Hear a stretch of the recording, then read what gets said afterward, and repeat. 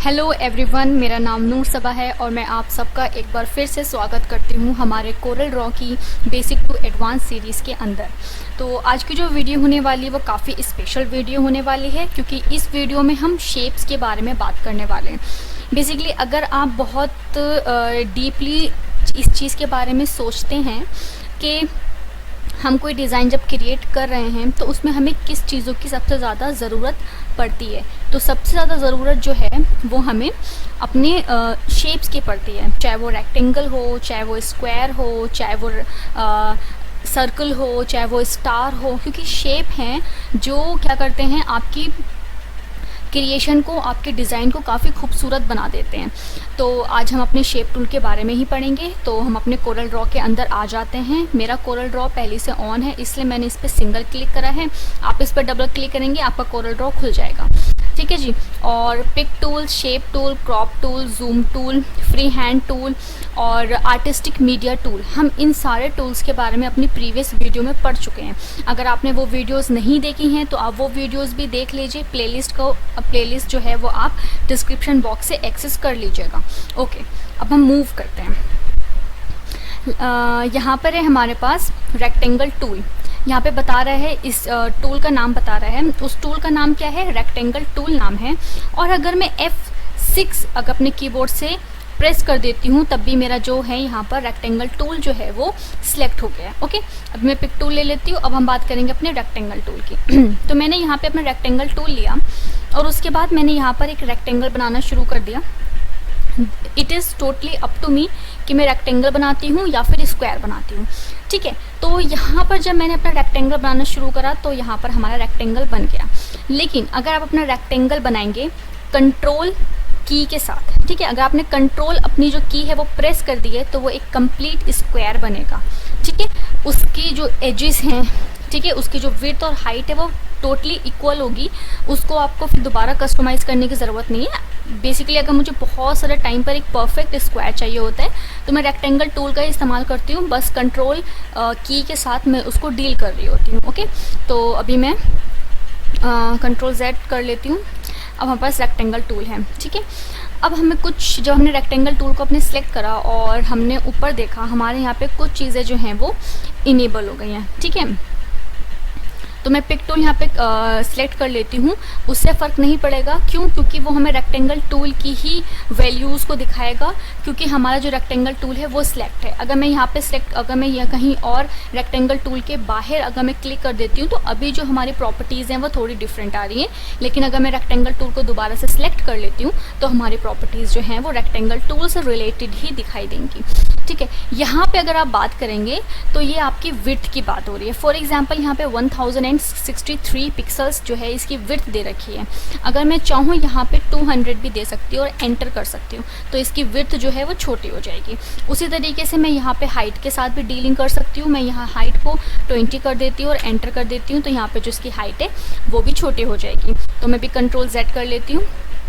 I hope आप लोग को ये चीज़ समझ में आई होगी कि ये जो सेक्शन है दैट इज़ फॉर विड्थ और ये सेक्शन जो है दैट इज़ फॉर हाइट। और इसको आप यहाँ से मैन्युअली कस्टमाइज़ कर सकते हैं। इन फ्यूचर अगर आपको अपनी जो भी आप क्रिएशन कर रहे हैं, जो भी अपनी डिज़ाइन बना रहे हैं, उसके अंदर अगर आपको कोई भी स्क्वायर की विड्थ और हाइट को कस्टमाइज़ करना है तो ओके। अब यहाँ पे आप इसको ना, यहाँ पे एक छोटा सा आपको लॉक दिख रहा है।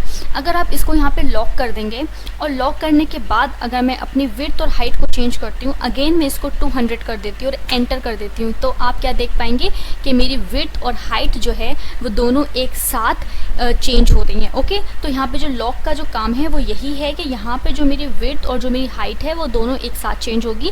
अगर मैं इसको अनलॉक कर देती हूँ और अब मैं दोबारा से इसकी हाइट कर देती हूँ 1063, ठीक है, तो उसकी जो विड्थ है वो अलग अलग तरीके से चेंज होगी। उसकी विड्थ अलग चेंज होगी, उसकी हाइट अलग चेंज होगी। और अगर मैं इसको यहाँ पे लॉक कर दूंगी तो इसकी विड्थ और हाइट दोनों एक साथ चेंज होंगी। ओके, अभी मैं कंट्रोल Z कर देती हूँ। ओके ना, अब हम हमारा जो है अभी भी रेक्टेंगल सेलेक्ट है, हमने यहाँ पे विड्थ और हाइट की बात कर ली और यहाँ पे हमने अपने लॉक की बात कर ली। यहाँ पे बेसिकली सिर्फ परसेंटेज दे रखा है, इसके अंदर ज़्यादा डीप डाइव करने की आपको ज़रूरत नहीं है।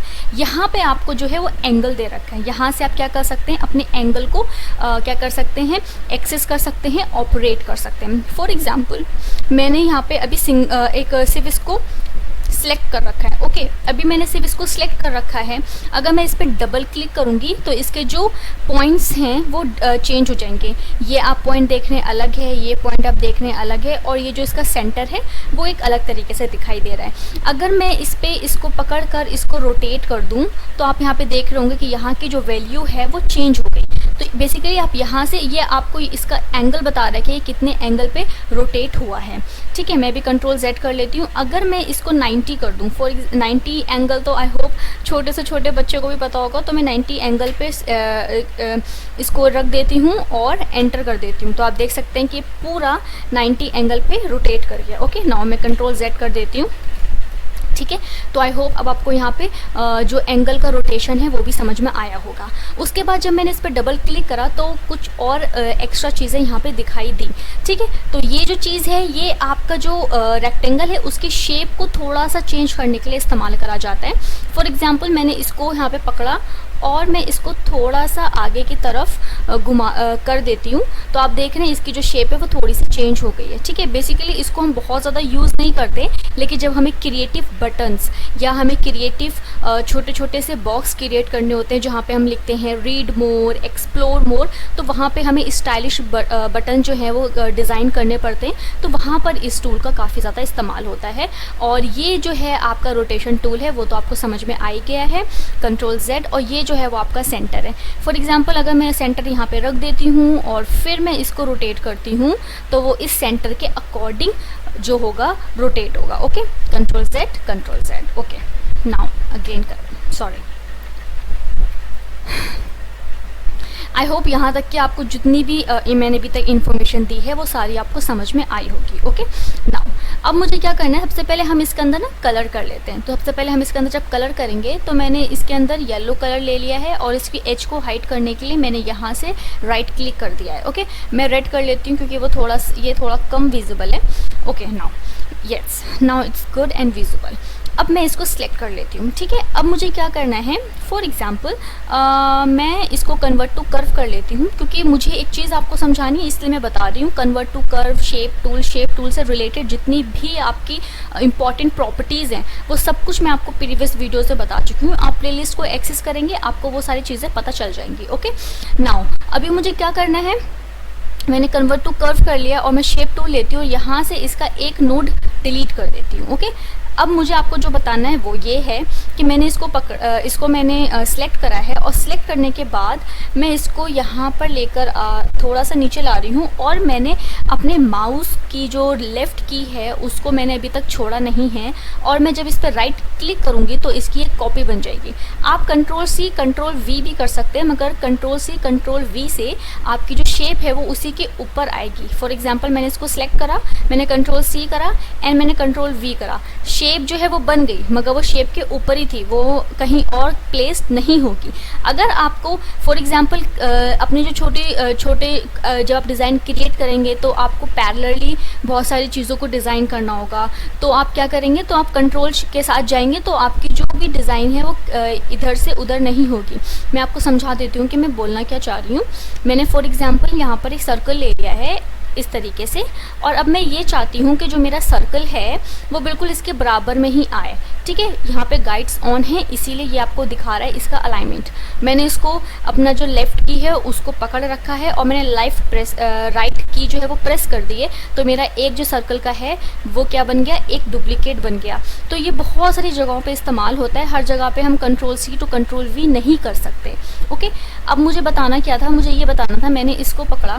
ठीक है, यहाँ पे आपको एक ऑप्शन दिखा रहा है विच इज़ मिरर हॉरिजॉन्टली। ठीक है, तो हॉरिजॉन्टल और वर्टिकल का मतलब आपको पता ही होगा, तो ये जो आपकी इमेज को मिरर करेगा वो हॉरिजॉन्टली मिरर करेगा। तो मैं इसको क्लिक कर देती हूँ। अब आप देख लीजिए कि आपकी जो इमेज है वो हॉरिजॉन्टली चेंज हो गई। ठीक है। और ये जो है मिरर है वो आपका वर्टिकल है। अगर मैं इसको इस पर क्लिक कर दूंगी तो मेरी जो मेरा जो इस शेप है वो वर्टिकली क्या हुआ, मिरर हो गया, वर्टिकली कन्वर्ट हो गया। और अब मैं इसको यहाँ पर लाकर रख देती हूँ। अब आप फ़र्क नहीं, थोड़ा सा अगर आप थोड़ा सा और इसको एडजस्ट करेंगे तो आप बिल्कुल भी फ़र्क नहीं लगा पाएंगे कि ये जो इस रेक्टेंगल है वो 2 शेप से बना हुआ है। ठीक है। अब मुझे, ठीक है, अब जैसे ही मैंने इसको जब मैंने इसकी फ़ौरन 2 शेप्स बनाई, एक हमारी ये है और एक हमारी ये है। ठीक है, एक हमारी ये है और एक हमारी ये है। तो उसके साथ अगर मैं इन दोनों को साथ में सिलेक्ट कर लूँ तो मुझे यहाँ पे कुछ और जो प्रॉपर्टीज़ हैं वो दिखने शुरू हो जाती हैं। ठीक है, इन प्रॉपर्टीज़ के बारे में हम नेक्स्ट वीडियो में बात करेंगे, क्योंकि फिर जो वीडियो है वो काफ़ी लंबी हो जाएगी, जो कि हम नहीं चाहते हैं। मैं बस अब ये चाहती हूँ कि आप अपनी स्क्वायर शेप के साथ कोई ना कोई से डिज़ाइन बनाएं।